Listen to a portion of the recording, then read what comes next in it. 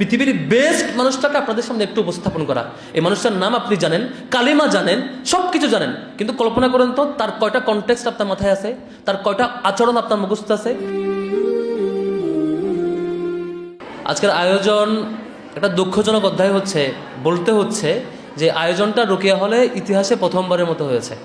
মানে বাংলাদেশের মতো দেশ, যে দেশে আমরা সবাই রাসূল সাল্লাল্লাহু আলাইহি ওয়াসাল্লামকে ভালোবাসি, অনুসরণ করি, জীবনের চাইতে বেশি ভালোবাসি, সেই মানুষটার জীবন নিয়ে আলোচনা প্রথমবারের মতো হয়েছে। এটা গর্বের না, এটা লজ্জার, যে এতদিন হয় নাই কেন।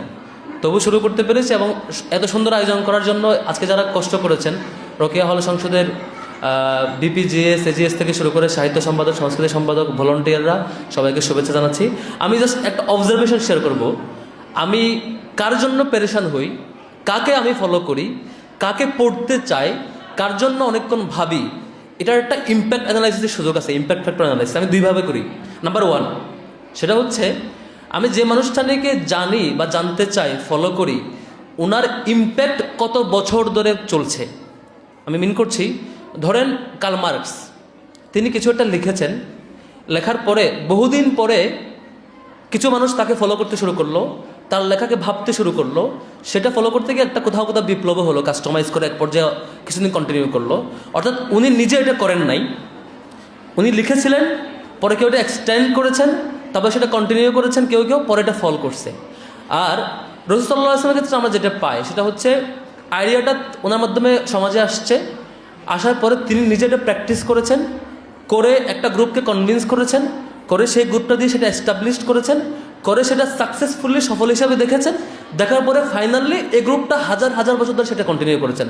পৃথিবীতে আমি দ্বিতীয় একটা মানুষ পাই না যিনি, যার মাধ্যমে এরকম নিজে একটা আইডিয়াকে সমাজে থ্রো করা, সেটাকে এস্টাবলিশ করা, একটা গ্রুপকে রেডি করা, তাদেরকে ট্রেন করা, তাদের মধ্য দিয়ে এই লিগেসিটা হাজার হাজার বছর ধরে সমাজে এস্টাবলিশ থাকা, একদম ডিসপিউট ছাড়া এটা চলতে থাকা, দ্বিতীয় কোনো মানুষটাই একটা মানুষ আমি পেয়েছি। আবার যদি অন্যভাবে বিচার করি, যে সমাজে চেঞ্জ ফ্যাক্টর হয়ে থাকা মানুষগুলোর মধ্যে কে কতটা ক্যাটাগরি কভার করেছেন, আমি যদি বলি, আপনি যদি শেখ মুজিবুর রহমানের নাম বলেন, জিয়াউর রহমানের নাম বলেন, কার্ল মার্কসের নাম বলেন, বা আরও বিভিন্ন ব্যক্তির নাম বলেন, আমার দেশে যাদেরকে চিনি, আপনি দেখবেন তাকে কোয়েশ্চেন করবেন যে এই মানুষটা কয়টা ক্যাটাগরিতে ইনফ্লুয়েন্স করেছে। আপনি বলবেন যে অমুক ব্যক্তি শুধুমাত্র আর্থিক ক্ষেত্রে, অর্থনৈতিক জায়গায় চেঞ্জ করেছে। আবার বলবেন যে অমুক ব্যক্তি চেঞ্জ করেছে পলিটিক্যাল জায়গায়, তমুক ব্যক্তি তমুক জায়গায়। আবার এইটাও আবার দীর্ঘদিন টার্ন, মানে এটা হয় নাই, পরে চেঞ্জ হয়ে গেছে। ধরেন বাংলাদেশের একটা পলিটিক্যাল ফিগারের নাম বলি, জিয়াউর রহমান, তার নাম বলবেন, আপনি বলবেন তিনি কোথায় চেঞ্জ করেছেন, বলবেন এই 4-5টা ফিল্ডে চেঞ্জ করেছেন, কয়টা রিজিয়ন ধরে, কয়টা কমিউনিটি ধরে, এই গ্রুপ ধরে, পরে গিয়ে একটা